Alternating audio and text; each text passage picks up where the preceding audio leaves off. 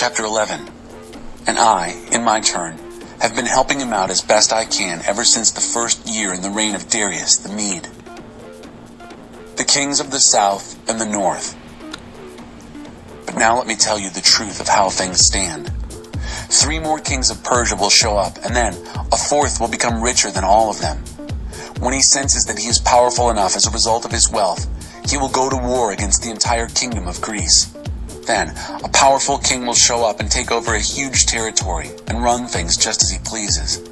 But at the height of his power, with everything seemingly under control, his kingdom will split into 4 parts, like the 4 points of the compass. But his heirs won't get in on it. There will be no continuity with his kingship. Others will tear it to pieces and grab whatever they can get for themselves.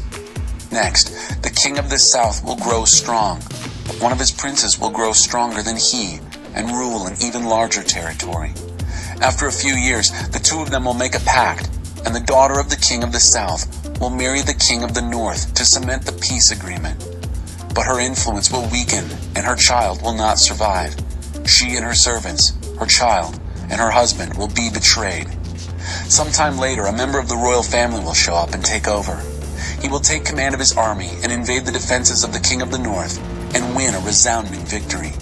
He will load up their tin gods and all the gold and silver trinkets that go with them and cart them off to Egypt. Eventually, the king of the north will recover and invade the country of the king of the south, but unsuccessfully. He will have to retreat.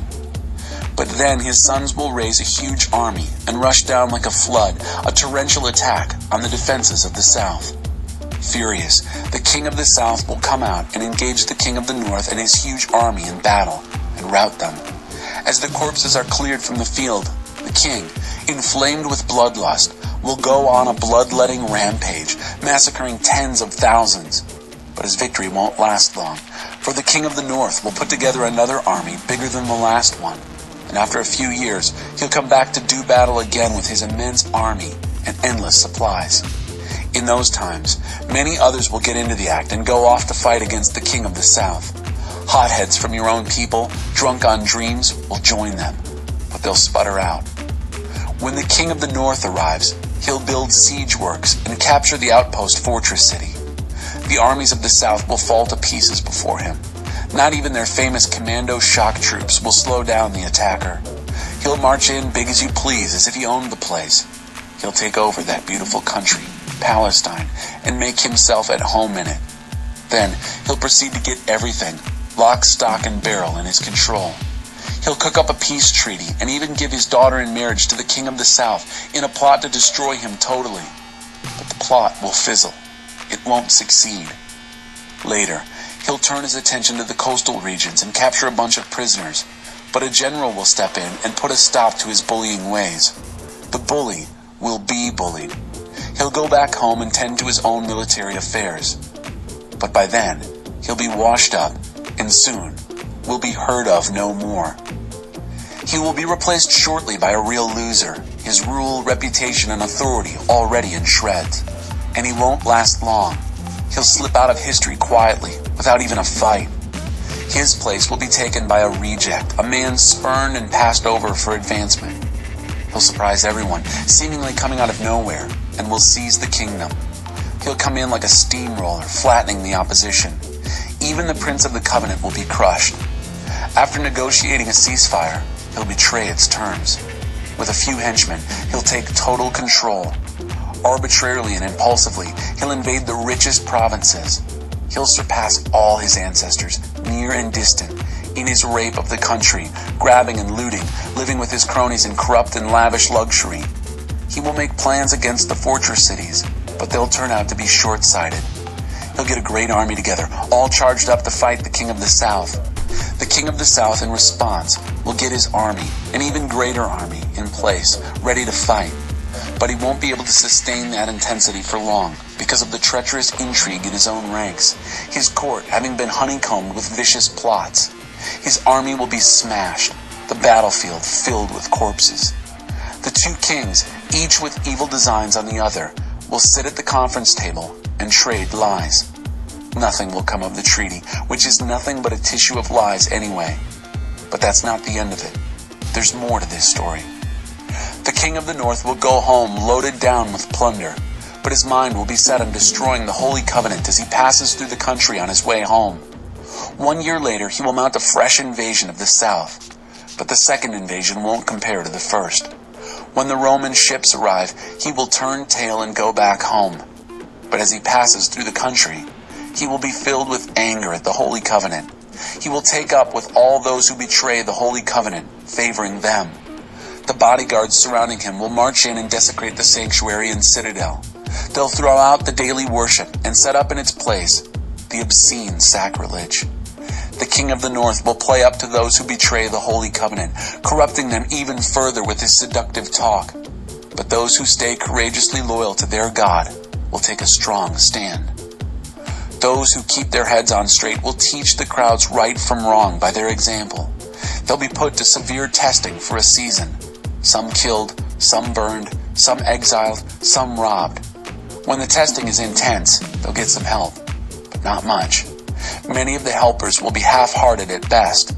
The testing will refine, cleanse, and purify those who keep their heads on straight and stay true. There is still more to come. Meanwhile, the king of the north will do whatever he pleases. He'll puff himself up and posture himself as greater than any god. He will even dare to brag and boast in defiance of the God of gods. And he'll get by with it for a while, until this time of wrathful judgment is completed, for what is decreed must be done. He will have no respect for the gods of his ancestors, not even that popular favorite among women, Adonis.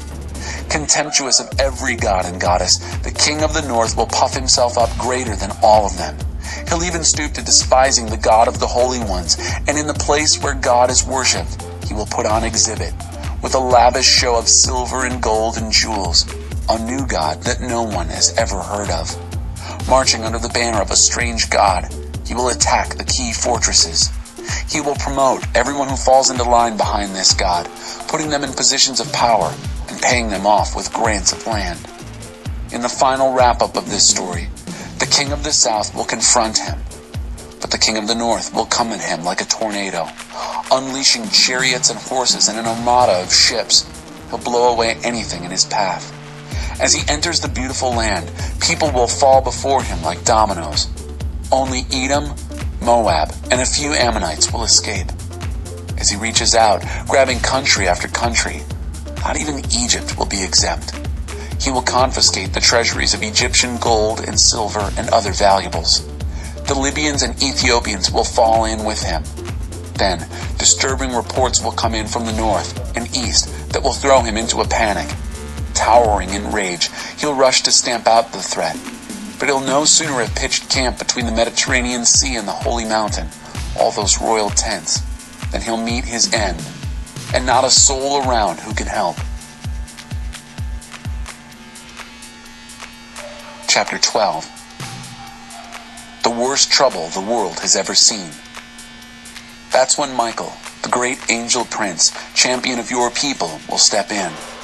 It will be a time of trouble, the worst trouble the world has ever seen. But your people will be saved from the trouble, every last one found written in the book. Many who have been long dead and buried will wake up, some to eternal life, others to eternal shame. Men and women who have lived wisely and well will shine brilliantly like the cloudless, star-strewn night skies. And those who put others on the right path to life will glow like stars forever.